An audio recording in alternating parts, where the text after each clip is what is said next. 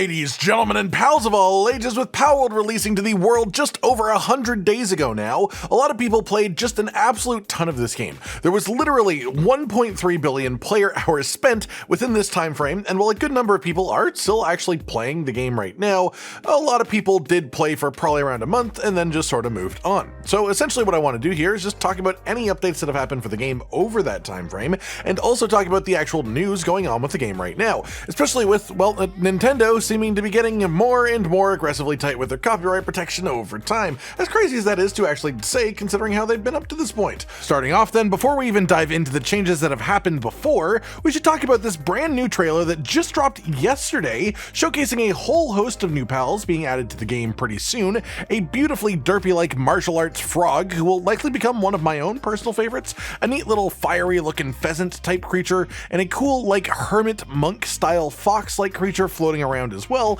and then like a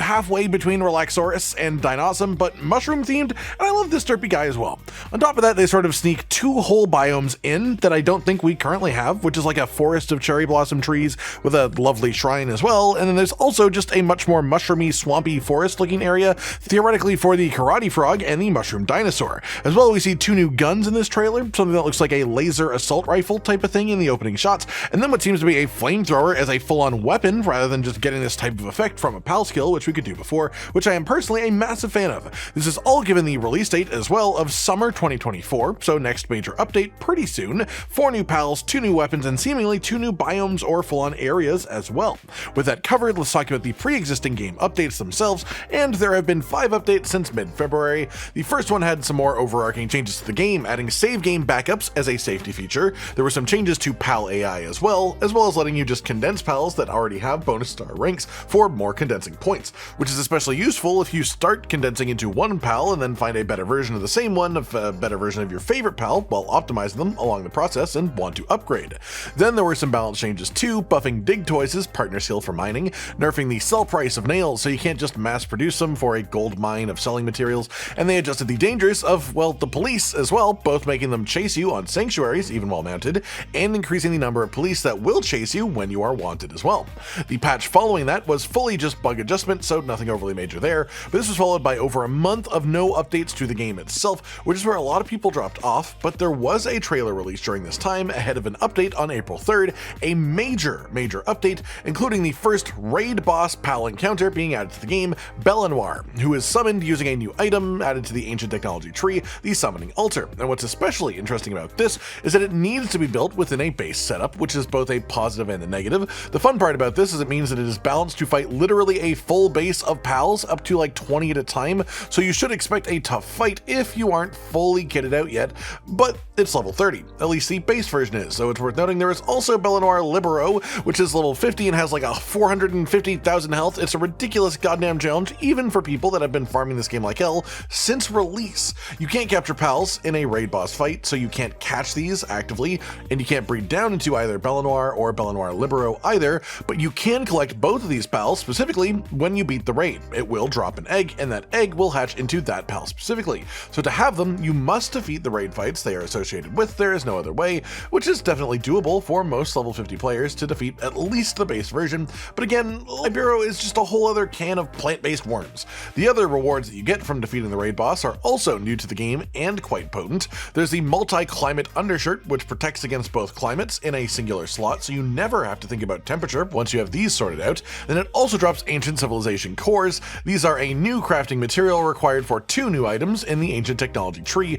the ability glasses, which lets you visually see a pal's stats so that you look at them while you're wearing them, even wild pals, and the electric egg incubator, which consumes electricity to automatically adjust temperature for optimal egg incubation, which is a pretty neat and reasonable addition to progression. I think that was then even upgraded later on. That said, this isn't even close to everything that was added in this specific patch, as it was just a very major one, 0.2, a very major number increase. There were new items added along this as well to just straight up give experience to pals, a new item that you can find in dungeon chests that gives you ancient technology points, an item called recovery meds that is just slow healing over time, and then a new item called Homeward Thundercloud, which is a consumable that costs quite a hefty amount to craft, but will just straight up teleport you to your nearest base in any moment that you choose, as long as you aren't in a dungeon or a tower type of separated instance. Then we have one more item, which is also tied into a new passive added to pals, the item being called called the Ring of Mercy and the passive called Mercy Hit, both making their user unable to reduce an enemy's health below 1, which of course is for making this an incredibly important item and passive for the specific goal of capturing pals,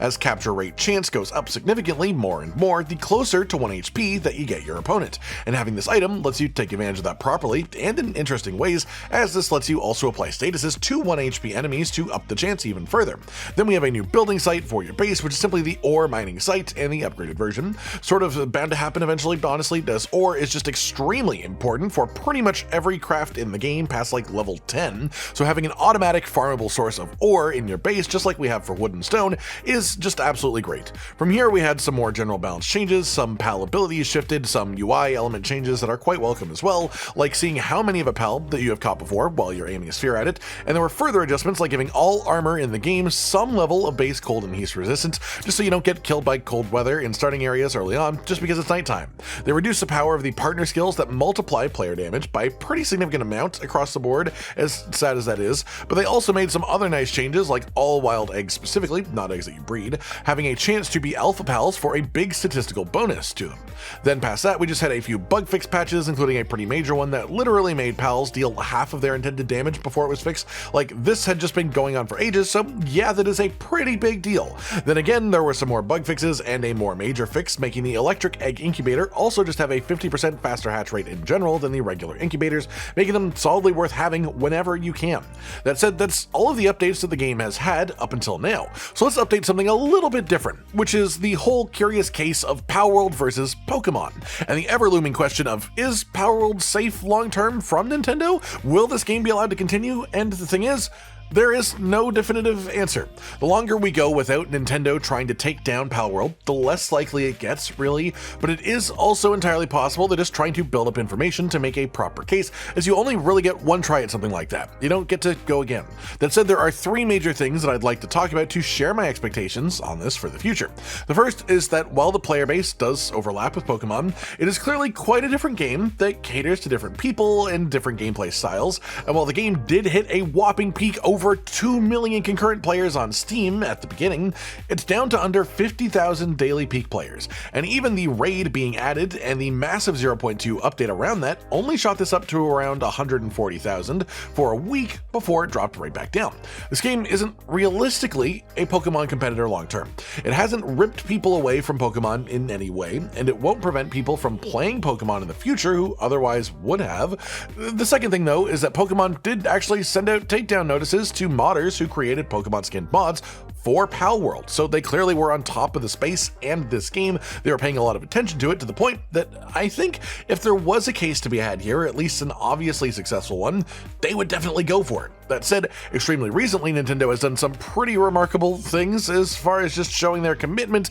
to protecting their copyright to the fullest extent that they're allowed to, giving tons of takedown notices to the creators of Gary's Mod, an 18-year-old game built almost entirely off creations of its community, and at one point a few months ago, again almost 2 decades after the game has been functioning and running and building community content within, Nintendo issued takedown notices to the developers themselves, and so they've literally been spending months going through thousands upon thousands of player-created mods to remove anything that any player has ever made involving a Nintendo character or reference, because they legally have to, I guess. It is Nintendo's right to do this, legally speaking, but goddamn is it excessive. And to me, this itself says two things. The first is, again, if they had felt that they had any way of guaranteed taking down Palworld, they would have done it. The second is that if they are willing to do this to an 18-year-old game over mods the player base made,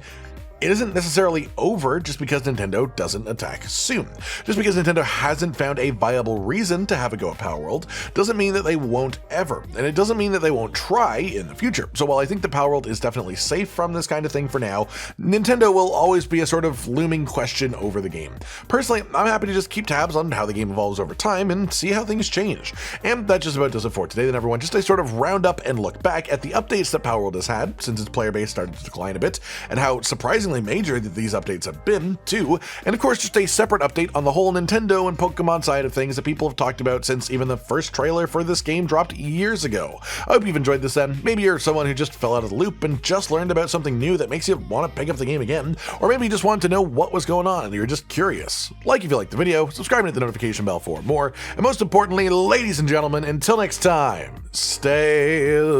sweet.